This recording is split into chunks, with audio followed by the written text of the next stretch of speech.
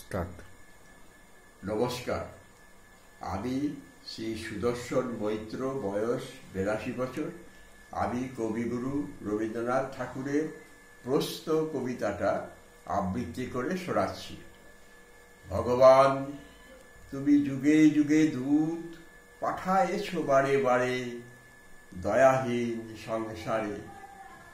তারা বলে গেল ভালোবাসো, অন্তর হতে বিদ্বেষ বিশ্বাস।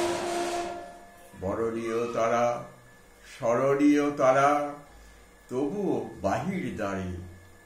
আজি দুর্দিনে ফেরানু তাদের ব্যর্থ নমস্কারে। আমি যে দেখেছি গোপন হিংসা, কপট রাত্রি ছায়ে হেরেছে নিঃসহায়।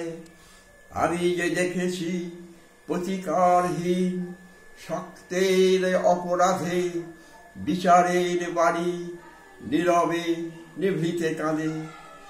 আমি যে দেখিনু তরুণ বালক উন্মাদ হয়ে ছুটে কি যন্ত্রণায় মরিছে পাথরে নিষ্ফল মাথা গুটে। কণ্ঠ আমার স্তব্ধ আজিকে বাঁশি সঙ্গীত হারা, অমাবস্যার কারা। লুপ্ত হয়েছে আমার ভুবন দুঃস্বপনের তলে। তাই তো তোমায় শুধাই অশ্রু জলে, যাহারা তোমার বিষাইছে বায়ু নিভাইছে তব আলো। তুমি কি তাদের ক্ষমা করিয়াছ?